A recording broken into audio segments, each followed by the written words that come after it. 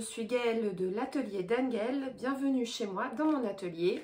Je vous souhaite une très belle année, une bonne santé, tous mes vœux de bonheur et de réussite pour cette nouvelle année.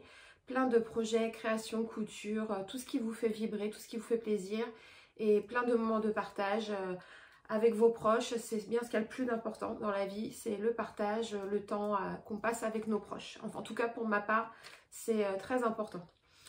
Voilà, écoutez, je vous retrouve pour ce premier bilan couture de l'année. Je vais vous présenter que des hausses aujourd'hui, des tops en maille et en jersey. Et je vais commencer tout de suite par ce que je porte. C'est le top poivre et sel de Miss Cactus que j'avais acheté lors de promo sur le site Makerist à 2 €. Donc actuellement, hors promo, il est à 7,90 €. Il est disponible en 4 statures, de la 158 à 176 et en taille de la taille 34 à 56, donc énormément de taille.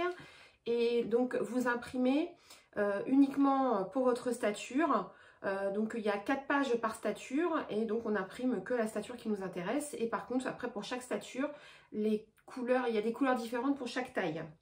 Les marges de couture ne sont pas incluses et la particularité donc de ce sweat, de ce petit top, ce sont les empiècements. Il y a un empiècement comme ça tout en long devant et un empiècement dans le dos, je vous montrerai après. Donc il est très facile à faire, il y a des petites manches un petit peu chauve-souris. Alors c'est pas trop évident mais quand même un peu, là vous voyez il est légèrement chauve-souris ici. Donc ça lui donne une belle aisance au niveau de la poitrine, on est à l'aise. Et il y a des grands bracelets de manches qui vont d'ici à là. Voilà, donc vous avez le devant ici, la bande d'encolure, les bracelets et le dos. Donc toute la particularité. Alors je ne vois pas, je n'ai pas de retour si on voit bien. Vous avez également un empiècement dans le dos. Le dos est en 3 parties. Donc vous avez le triangle, le côté droit, le côté gauche. Voilà, vous avez une petite bande d'encolure ici, donc l'encolure n'est pas trop dégagée, n'est pas trop bateau, pas trop serrée non plus. Elle cache bien les bretelles du soutien-gorge ici, donc bon on voit par transparence ici. Par contre dans le dos, la pointe est ici et ma bretelle de soutien-gorge commence, mon soutien-gorge commence juste en dessous, donc on le voit pas trop. Peut-être que si, mais bon franchement moi ça me gêne pas. Il est très facile à faire parce que ce ne sont pas des incrustations. Bon là c'est une bande donc ça secoue droit, c'est facile. Et dans le dos le triangle c'est pas une incrustation, c'est cousu comme un patchwork. Donc il n'y a pas d'angle à gérer, d'aiguille à laisser planter dans le tissu pour gérer l'angle, la pointe, puisque c'est cousu c'est monté comme un patchwork. Donc il est vraiment très facile à faire. Vous pouvez donc mixer les tissus. Bon, moi j'ai choisi de mettre une dentelle. J'aurais pu mettre un tissu ni blanc ou bleu, enfin un tissu qui rappellerait mes petites fleurs là. Alors le tissu provient de chez Dries & Stoffen, le jersey aussi, la dentelle aussi. Je vous remettrai dans la barre d'infos les références des tissus et les références du patron. Je vous renote tout dans la barre d'infos. Donc qu'est-ce que j'ai marqué? Pas d'incrustation, très facile car monté comme un patchwork, manche légèrement kimono, marge non comprise. Donc voilà, j'adore, ça fait partie de mes t-shirts préférés. En fait là je suis en train de refaire toute ma garde-robe d'hiver. J'ai quasiment jeté, donné, vendu on va dire les 2/3 de ma garde-robe parce que je ne rentre plus dedans, voilà, c'est la vie. Ou parce que c'est usé, ou parce que ça ne me plaît plus, parce que ça fait longtemps que j'ai ça dans mon armoire et au bout d'un moment, bah, on a envie de renouveau, même si c'est pas abîmé. Donc là, il a fallu que je me recouse tous mes tops. Et celui-ci, ça fait une éternité que je l'avais dans ma bibliothèque Makerist et je l'avais jamais cousu. Donc là, par flemme d'imprimer le patron. Bon, parce que c'est vrai que quand on a... C'est bien beau les patrons PDF, mais parce que c'est moins cher que les patrons pochettes, mais il faut les imprimer, il faut les assembler, les décalquer. Et l'étape impression-assemblage me rebute fortement à chaque fois. Et là, je me suis dit, allez, je le fais parce que quand même, il est joli. J'en ai marre de faire des plantins, c'est toujours la même chose. Et c'est vrai que dans des tops en jersey, on tourne vite en rond, quoi. Un t-shirt, c'est un t-shirt, hein. Donc celui-ci quand même, il avait beaucoup de petites fantaisies qui me plaisaient beaucoup. Donc ni une ni deux, j'imprime mon patron, je l'assemble et je le fais. Et puis en faisant un peu le tour de ma patron tech pour essayer de trouver d'autres modèles, je me suis aperçue que ce t-shirt, je l'avais déjà imprimé il y a très longtemps. Donc là, ma résolution pour 2025, je change de sujet, c'est je vais faire un gros tri dans ma patron tech. Parce qu'en fait, bon, les patrons magazines, ça va, ils sont à peu près classés par marque, donc Burda, Faimin, la Maison Victor, voilà, ils sont à peu près classés. Par contre, tous mes patrons PDF, c'est du grand n'importe quoi. J'en ai qui ont été imprimés plusieurs fois, parce que je me rappelais plus que je les avais déjà imprimés, où tout est mélangé, donc je retrouve plus rien. C'est un bazar pas possible. Et puis finalement, où j'ai déjà fait des modèles qui au final ne me plaisent pas, ou de par la coupe, le confort, ou parce que c'est pas mon style, ou voilà. Donc je ne les referai jamais, j'en suis sûre et certaine. Donc il faut que je les dégage parce que ça me prend une place. Ces patrons PDF là, pliés un peu n'importe comment, enfin bref. Donc j'ai un très très gros tri à faire dans ma patron tech là. C'est mon prochain challenge là. Alors je sais pas quand parce que j'ai pas trop le temps et beaucoup d'autres envies couturesques avant de m'atteler à tout ça. Mais du coup, voilà, le fait de refaire ma garde-robe, je pense différemment mes coutures que quand j'ai commencé il y a 10 ans. C'est-à-dire qu'il y a 10 ans, j'étais tout feu tout flamme. J'avais envie de tout faire, de tout imprimer. Et je me suis beaucoup éloignée de ce que j'avais l'habitude d'acheter ou de porter dans le commerce. Alors c'est bien, parce que voilà, il faut sortir de sa zone de confort. La couture nous permet d'explorer plein de choses et d'essayer plein de choses.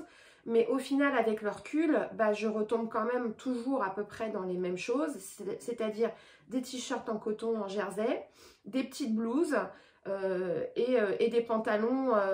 Et dans chaque gamme de vêtements, il n'y a pas 50 000 modèles qui me plaisent ou qui me vont. Je veux dire, voilà, ça va être un t-shirt. Alors les t-shirts, comme je vous ai dit, un t-shirt, c'est un t-shirt. Donc après, ça va être des petites variantes par-ci, par-là. Donc j'ai trouvé on va dire mes 3 basiques de t-shirts. Auquel je peux tourner et donner des petites variations, parce que ce qui est bien aussi, c'est qu'à force de coudre, j'arrive à faire mes propres modifications sans être obligée de racheter des patrons. Et pareil pour les blouses, je tourne toujours à peu près autour des mêmes formes. Là, je me suis quand même fait plaisir, j'ai acheté sur le site de Cactophile la blouse Neva, parce que le site ferme et il y avait des grosses promos là avant la fermeture. Et la blouse Neva, ce qu'il y a de bien aussi, c'est que c'est un patron, mais je ne sais pas combien il y a de possibilités avec cette blouse, mais entre les petits cols, les emmanchure et tout, donc je pense que ça va être un de mes futurs basiques.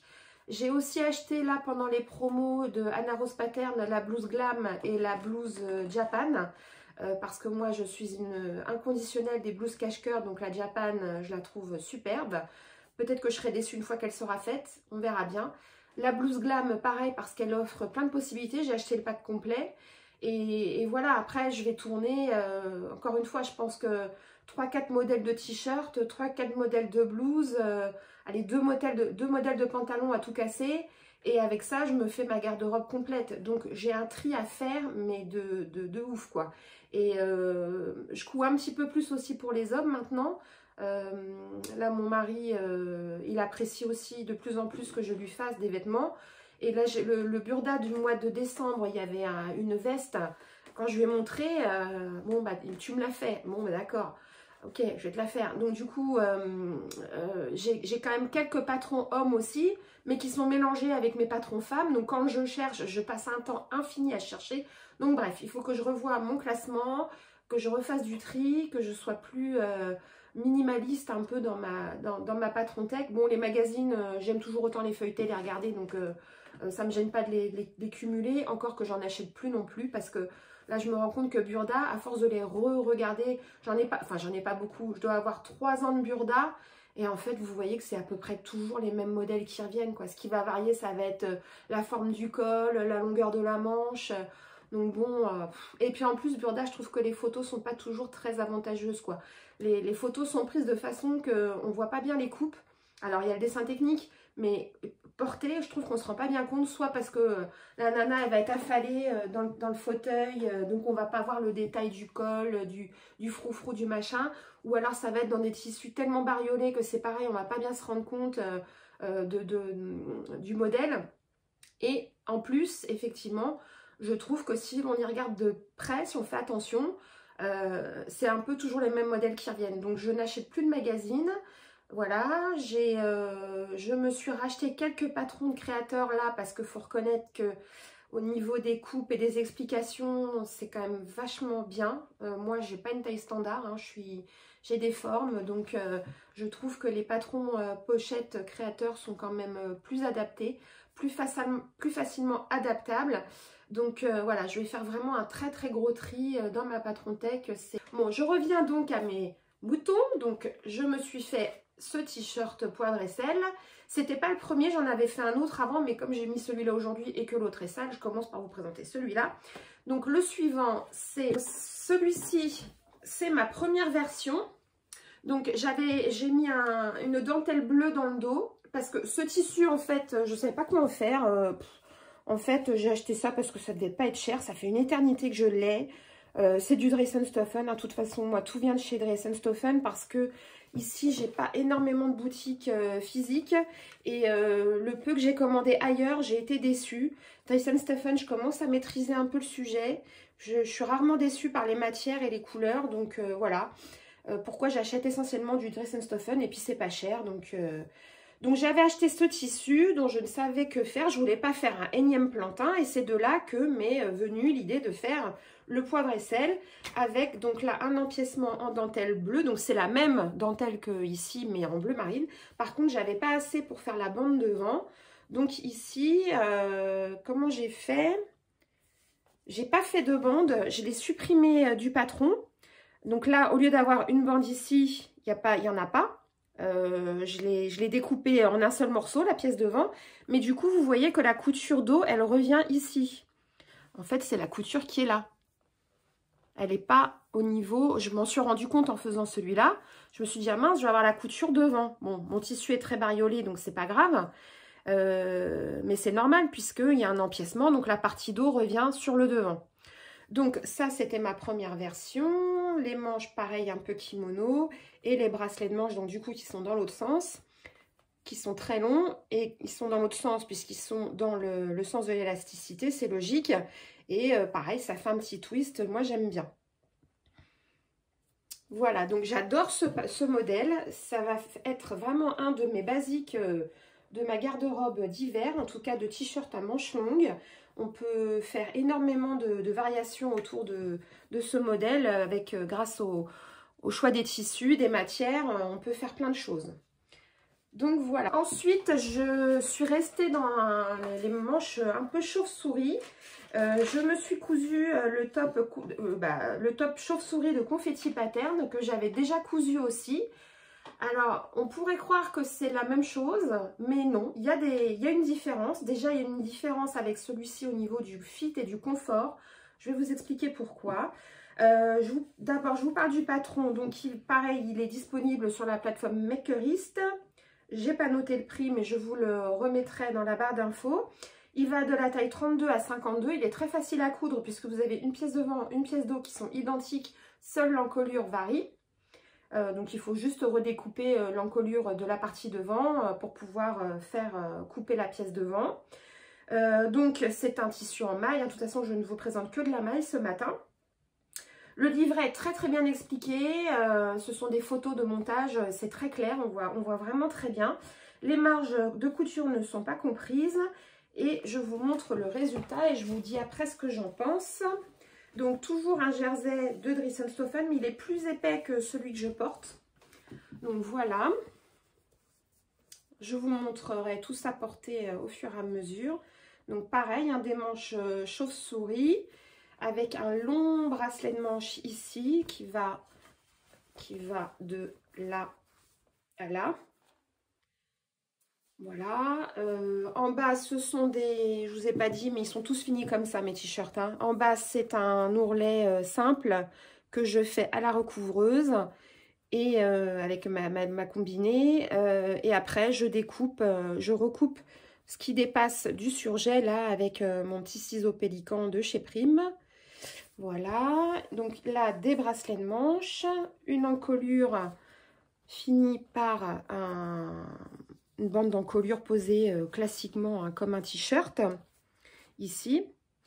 Et vous allez voir sur les photos portées, sur les petites incrustations de vidéos portées, ce que je lui reproche, c'est que l'encolure est très large. Alors sur les photos de présentation, ça ne se voit pas.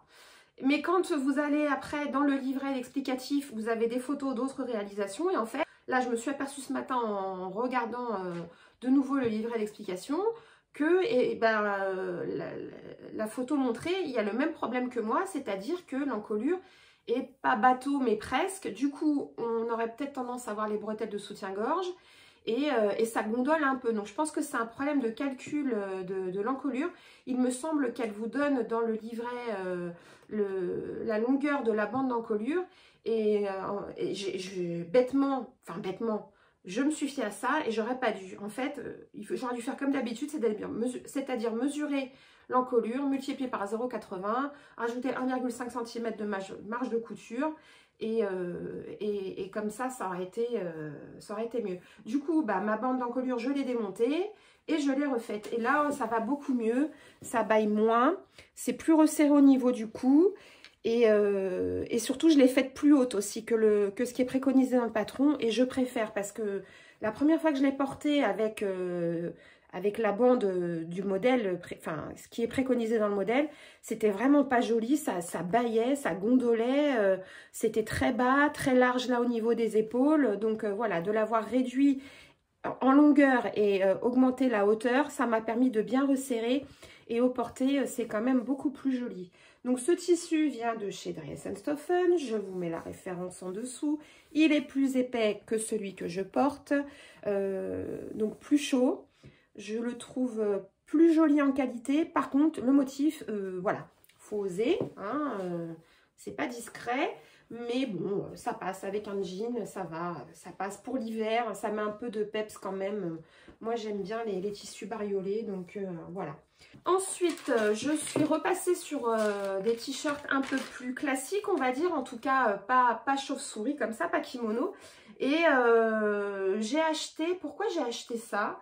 J'ai acheté le Burda Style de décembre 2024. Alors peut-être parce que j'avais vu une revue de presse passer et je me suis dit il y a des modèles sympas.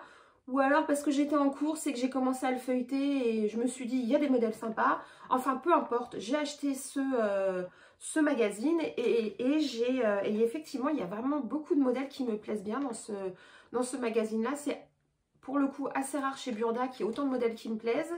En plus... Bon, ils se sont améliorés sur les tailles. Maintenant, ils vont jusqu'au 46 et je sais pas, parce qu'avant, il y avait, on va dire, les 3/4 des modèles qui devaient s'arrêter au 42, 44, il me semble. Et après, ils avaient quelques vêtements, ils avaient une gamme qu'ils appelaient Curvy qui allait plus loin. Maintenant, il me semble que tous les modèles vont jusqu'au 46 et celui-là... Et alors, attendez que je vérifie vite fait, ça m'évitera de vous le remettre en bas. Non, là, il n'y a pas de modèle curvy, mais ils vont... Alors voilà, il y a du 36-48, du 36-46, 36-44, il y a un petit peu de tout. Bon, ils ont essayé quand même d'aller un peu plus loin dans leur gamme de taille, sur tous leurs modèles. Donc bon, c'est pas mal. Là, en l'occurrence, celui-ci, donc c'est le modèle 118. C'est celui-là. Hop. Le 118, c'est celui-ci. Et donc, il va jusqu'à la taille 46. Donc, qu'est-ce qu'on nous dit Burda? Donc, voilà, c'est un t-shirt classique avec une encolure, vous voyez sur le dessin technique, qui est un peu carré. Avec des manches, des poignets bouffants, donc des manches larges resserrées par un poignet avec des fronces aux manches, en bas de manche et des bracelets de manche. Les têtes de manche, elles ne sont pas froncées, elles sont classiques. Et l'encolure, la particularité, c'est que c'est fini par une parmenture.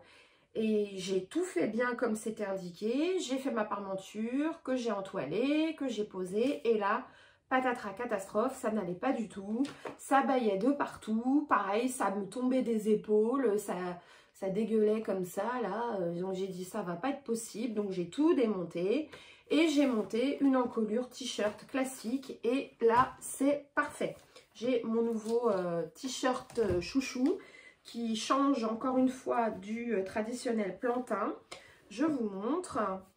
Donc voilà, vous avez les têtes de manches qui sont classiques et par contre en bas c'est froncé en bas avec un large bracelet de manches, ce qui nous rappelle le sweat chic de Super Bison dont je vous reparlerai après. Alors je déteste faire les fronces, mais je déteste. Je crois que quand je fais ça, tout le quartier m'entend quoi. Je déteste ça. Mais par contre, j'aime tellement le résultat que je continue à en faire. Voilà. Alors, j'avais pas assez de tissu pour faire les manches en un morceau. Donc là, il y a une couture. Mais ça se voit pas trop avec le tissu qui est très bariolé. Je voulais juste caser mes manches. Donc voilà, ça se voit pas trop. Et donc, l'encolure que j'ai fini par une bande d'encolure t-shirt classique. Alors bon, j'ai pas pris le temps de faire des bandes de propreté parce que ça prend du temps. J'avais pas le temps. J'ai fait mon encolure comme ça. Elle est alors par rapport au plantain, je sais pas trop parce qu'il y a longtemps que j'ai pas fait de plantain avec une encolure sans modifier l'encolure, on va dire. J'ai tendance à faire des V ou donc je pourrais pas vous dire si c'est plus bas, plus haut. Moi je la trouve bien, pas trop échancrée. On peut quand même porter un petit ras du cou, c'est joli. Et toujours le bas fini par un simple rentré à la surjeteuse. Voilà, les bracelets de manches classiques, haut mais pas trop. Donc ça c'est le premier. J'en ai fait, combien j'en ai fait? J'en ai fait 3. Le deuxième, j'aime beaucoup. Bon alors ça fait pas trop hiver, hein. C'est très frais, très printanier. Mais bon voilà, ça met de la couleur. Je le porte avec un de mes gilets tricotés en vert, ça va très bien. Voilà, l'encolure pareil. Bon, ça baille pas, c'est mon cintre qui fait ça. L'encolure posée pareil. Les finitions à la recouvreuse.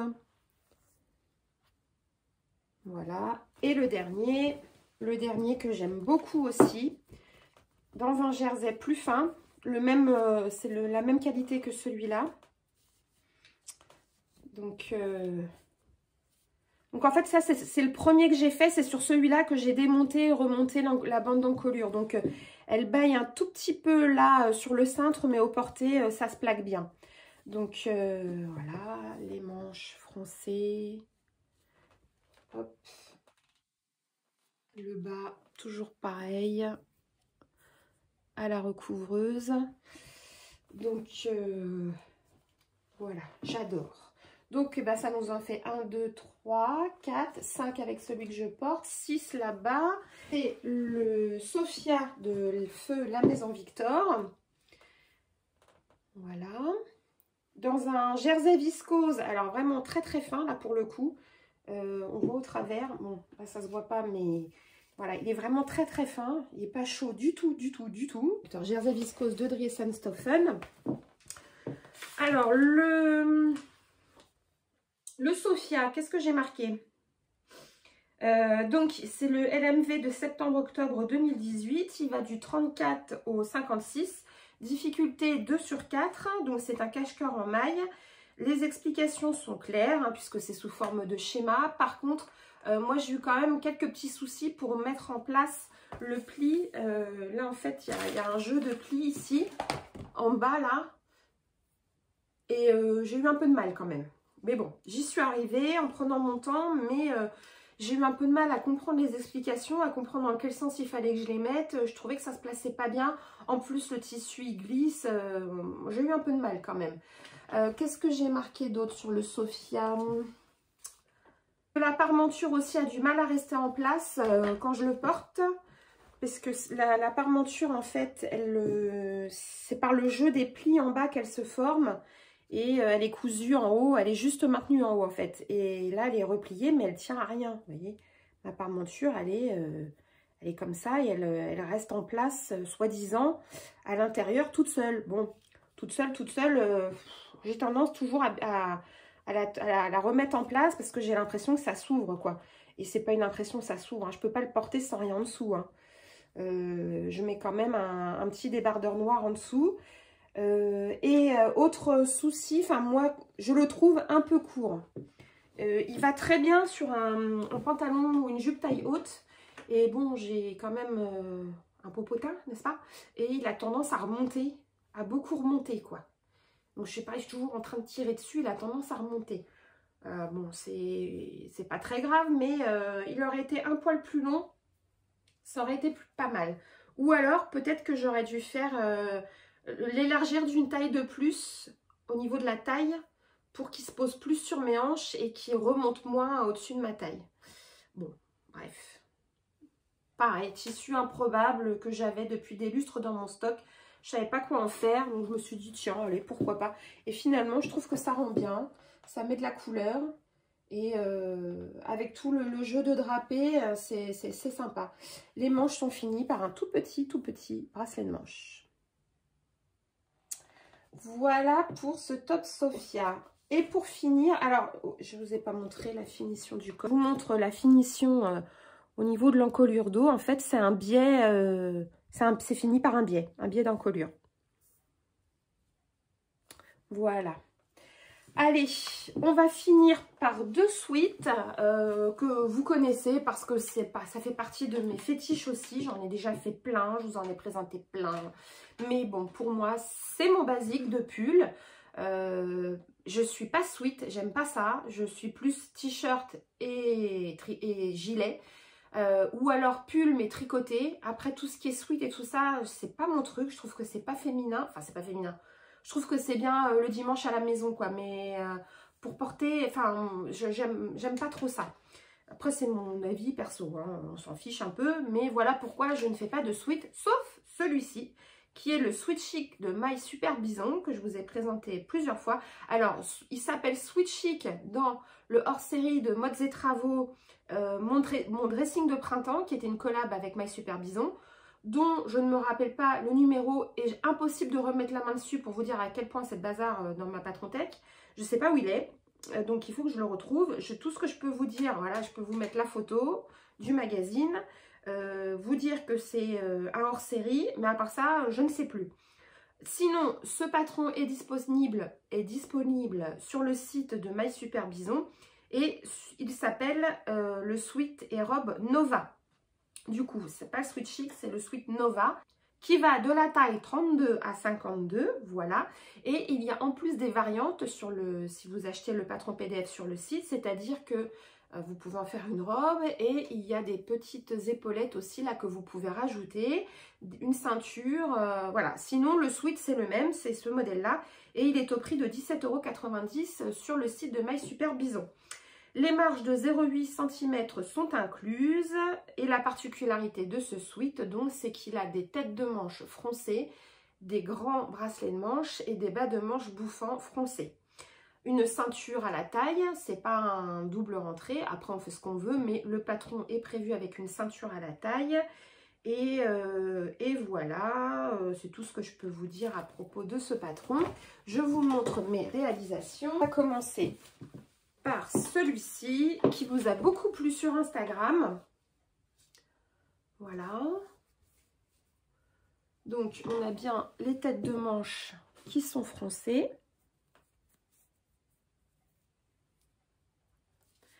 Les bas de manche bouffants froncés aussi. Avec le bracelet de manche. Donc, moi, j'ai tout fait dans le même tissu. Hein, je ne m'embête pas à acheter du bord-côte. Bande d'encolure. Et là, c'est la cata parce que je pense que mes aiguilles étaient pourries et elles m'ont haché le tissu. Vous voyez mes coutures, comment ça fait? Donc, je pense pas qu'il fera 2 saisons, celui-là. Ça m'étonnerait. Ou alors, ça peut venir aussi du tissu parce que c'est pas la première fois que ce tissu-là me fait ce problème-là. J'en avais déjà acheté, j'ai déjà eu ce problème. Donc, je pense que j'ai un mix aiguille et qualité du tissu. Bon, après, c'est du tissu pas cher, celui-là. Hein. C'est dommage parce qu'il est vraiment très joli. Voilà, j'aime beaucoup, mais il est très fragile, quoi. Là, c'est encore pire ici.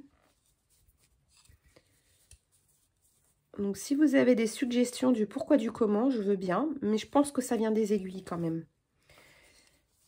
Alors, toutes mes coutures, vous voyez là, ici, là au niveau de la tête de manche. Je ne sais pas si vous allez voir comment ça fait. On dirait vraiment que le tissu, il est haché, quoi. Mais je ne l'ai pas vu tout de suite et ça s'accentue au porté et au lavage.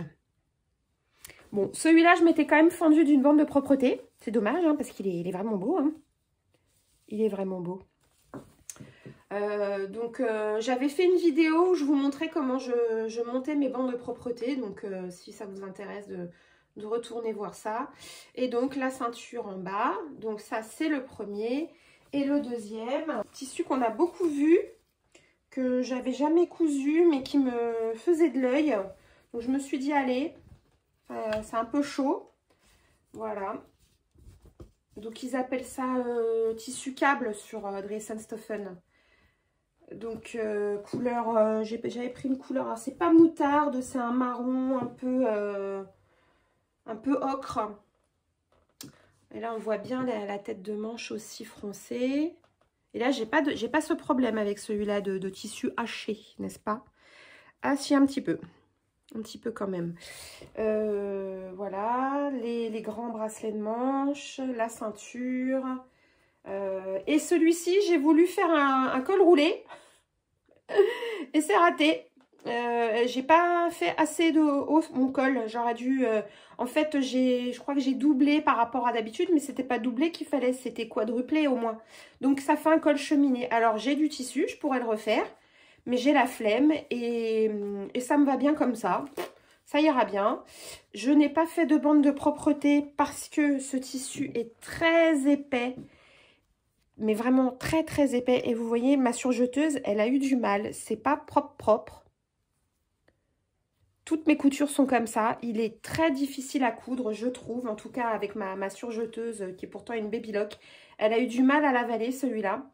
Après, la bande de propreté, je la pose à la machine à coudre. Hein, donc, je pense que j'aurai pas de problème. Mais j'en ai un peu bavé pour le faire, celui-là. Et je me suis dit, j'arrête là, quoi. Parce que le mieux étant l'ennemi du bien, n'est-ce pas? Vous voyez, elles sont pas belles, mes coutures. Elles sont pas belles du tout. Et là, autant vous dire que pour faire les fronces, ça rajoute de l'épaisseur. Je me suis galérée, mais là, fallait vraiment être motivée. Hein. Donc, bon, je regrette pas. Je le porte. Il est chaud, en plus, celui-là. Par contre, vous voyez, il a déjà été lavé, porté, et on bouloche déjà. Donc, je ne sais pas s'il fera 2 saisons. C'est pas grave. Je le porte beaucoup, je l'aime beaucoup. Il est tout simple, mais en même temps, il y a un petit truc. Voilà, avec les fronces, le motif. Voilà, ça fait pas sweat du dimanche, quoi. Ça fait pas sweat jogging ou pour bricoler. Voilà, j'aime beaucoup. Voilà, et ben écoutez, c'est tout pour aujourd'hui, c'est déjà pas mal, toutes mes variations là autour de mes t-shirts. Donc là, je pense que j'ai suffisamment pour passer cet hiver, ça me fait 7 t-shirts, 2 pulls. Les prochains projets, donc comme je dois renouveler toute ma garde-robe, bon, on est déjà le 6 janvier là aujourd'hui. Mais un de mes gros projets cet hiver, c'était de me coudre un manteau parce que c'est pareil, mon manteau que je porte du commerce, il doit avoir 10 ans, je ne peux plus le voir. Et puis comme j'ai grossi, bah, avec un pull, les bras commencent à serrer, j'ai du mal à le fermer. Bref, donc j'ai prévu de m'en coudre un et ça sera un magnésium de Ivaness. Et il sera rouge parce que j'ai envie d'un manteau rouge. Alors il faut vraiment que je me magne parce que rouge ça fait plus Noël quand même. Mais bon, pour cet hiver c'est pareil, ça va mettre de la couleur. Et puis je crois qu'il me revient à une vingtaine d'euros. Donc bon, c'est pas... Encore une fois, moi, mon plaisir, oui, c'est de m'habiller avec ce que je couds, mais c'est surtout de coudre. Et bon, j'ai de moins en moins de temps pour coudre, donc j'essaye de faire des choses quand même... comment dire, d'être efficace, quoi. Donc là, efficace en temps, en argent, en confort, en qualité de coupe. Donc voilà, je vais à l'essentiel. Et ce projet manteau, s'il me fait cet hiver là, on est janvier, je pense que je l'aurai fini à la fin de la semaine. Il va me faire janvier, février, peut-être début mars. Ça sera très bien et on verra l'année prochaine. Je pense qu'il refera la saison prochaine. Donc c'est pas inutile, c'est pas de l'argent perdu. C'est pas un gros investissement mis à part en temps. Donc voilà, moi je fonctionne un peu comme ça maintenant quand je couds. Faut pas que ça soit un investissement trop important au niveau financier. Parce que bon, bah, c'est comme tout le monde, hein, l'argent c'est le nerf de la guerre quand même. Et ni en temps parce que j'ai moins de temps. Donc voilà, on essaye de faire un compromis avec tout ça, plaisir, rapport qualité-prix, et puis quand même d'être content de ce qu'on fait, parce que si c'est pour faire quelque chose qui au final, je suis déçue en me disant ouais, de toute façon, je peux faire n'importe quoi, rien me va, enfin, c'est désagréable, c'est pas motivant, c'est frustrant, donc ça j'en veux plus, donc voilà, je vais à l'essentiel, je fais ce qui est facile à porter, confortable et que je me sente bien dedans et sans chichi, voilà. Mais par contre, j'aime faire des belles finitions, j'aime m'appliquer, donc mon plaisir est un petit peu... avant, c'était coudre, il fallait faire, j'adorais ça, enfin, j'aime toujours ça, mais autrement, j'essaie de faire plus qualitatif, en tout cas, dans ma façon de faire. Les tissus, bon... Même si c'est du Dressenstoffen, je pense que c'est quand même... il y a de belles qualités quand même. On n'est pas obligé d'acheter des tissus hors de prix pour avoir de la qualité. Et voilà, enfin moi je fonctionne comme ça. Et en tricot c'est pareil. Donc voilà, prochain projet, donc ce blouson. Et j'aimerais aussi me coudre un pantalon. Mais là c'est pareil, l'investissement en temps et en tissu par contre est très important. Donc je ne veux pas me louper. Donc je veux être sûre du modèle pour pas regretter, parce que ça va me dégoûter. S'il ne me va pas, voilà, en fait c'est ça. Je veux pas être dégoûtée une fois que c'est fait, parce que ça me va pas, ça me plaît. C'est au final, je me suis complètement plantée.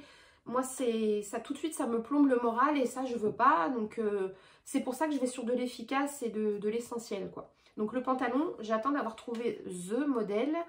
A priori, je partirai sur un de mes vieux pantalons du commerce que j'ai dégagé parce qu'il était taché, des taches qui partaient plus, puis vraiment usées. Je l'ai découpé, je l'ai gardé celui-là, mais je l'ai entièrement démonté pour le patronner et donc le reproduire. Mais ça sera après mon blouson, après mon manteau et après le blouson de monsieur qu'il m'a demandé donc dans le dernier Burda Style de décembre. Voilà, bah écoutez, j'espère ne pas vous avoir ennuyé avec mes considérations couturesques sur ma façon de voir un peu les choses. Je vous retrouve le mois prochain ou peut-être avant pour un nouveau bilan couture. En attendant, bah, je vous souhaite une très belle et heureuse année 2025, plein de belles choses. Et je vous remercie d'être toujours présente et nombreuses à me suivre. Je vois que dès quand je sors une vidéo, vous êtes toujours là. Et je vais prendre le temps de répondre à tous vos messages. Il n'y a pas de problème. Faut me laisser le temps, mais ça viendra. Et voilà. Allez, je vous fais plein de gros bisous et je vous dis à bientôt. Ciao!